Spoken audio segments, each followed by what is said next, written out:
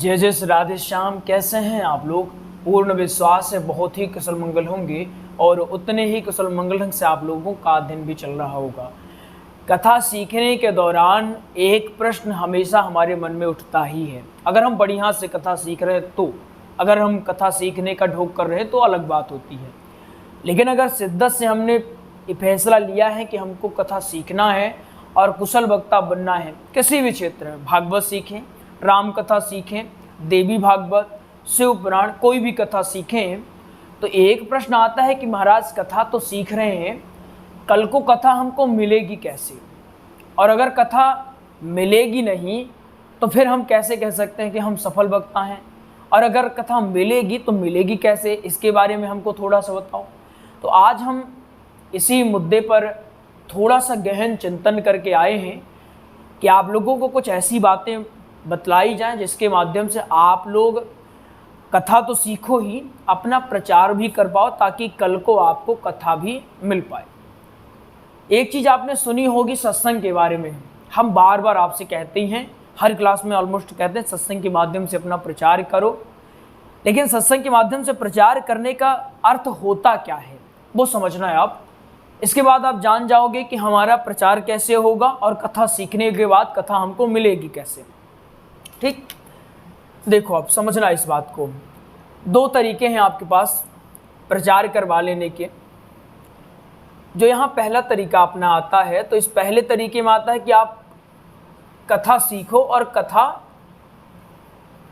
करो। सीखो और सीखने के बाद कथा कर डालो, एक होता है। लेकिन इसमें बहुत सारा खर्चा आ जाता है। क्या लगता है आपको?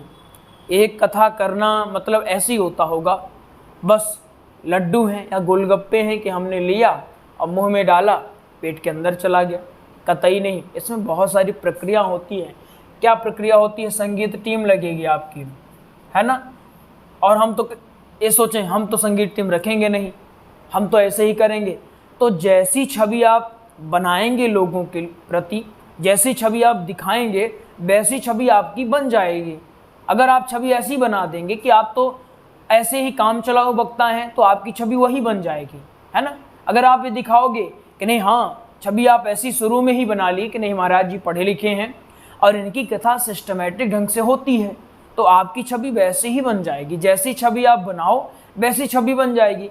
तो आप कॉम्प्रोमाइज़ भी नहीं कर सकते हैं, ना क्वालिटी से, ना गुणवत्ता से, ना किसी और चीज़ से। कॉम्प्रोमाइज़ तो आप कर ही नहीं सकते हो, ठीक है ना।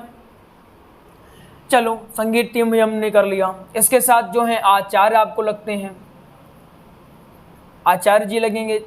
इसके साथ साउंड लगेगा, टेंट लगेगा, और भी जो सारी व्यवस्थाएं होती वो लगेंगी। ऑलमोस्ट इसमें आपका लगभग 2 से 3 लाख खर्चा आपका लग ही जाएगा, अगर बढ़िया से किया जाए। इसमें अगर आप कैमरा भी ऐड कर लें कि हम कैमरा मैन को बुलाएंगे, प्रचार करेंगे, तो खर्चा थोड़ा सा और बढ़ जाएगा।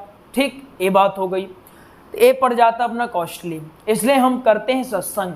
हर कोई कथा सीखने से पहले कथा ही नहीं करता है, उससे पहले सत्संग करता है। बैकग्राउंड है तो, नहीं है तो करना ही पड़ता है अपने को।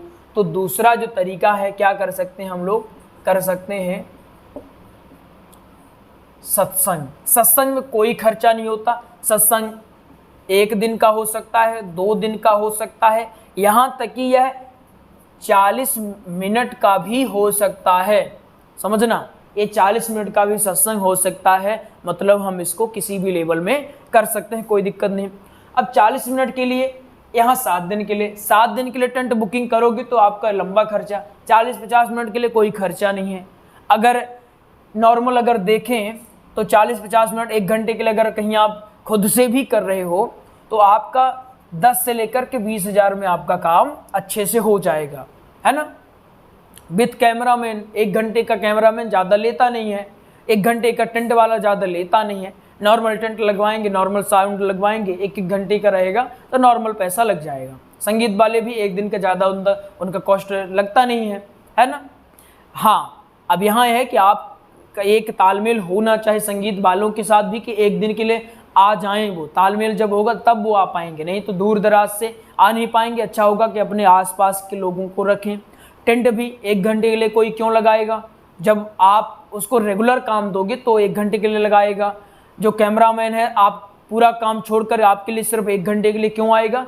जब आप उसको रेगुलर बेस पर काम दोगे। तो ये सारी चीज़ें सोच के करना है ना। हम देखिए धरातली बात करते हैं और धरातली बात करने में हमको अच्छा लगता है, ऐसे नहीं कि हवा हवाई बातें कर दिया। प्रैक्टिकल जो है, जो हो सकता वही यहाँ भी सोचो, यहाँ भी आप सोचो, और जो आपको सुटेबल लगे उस ओर जाओ आप, कोई ऐसी दिक्कत नहीं। ठीक, ये हो गया।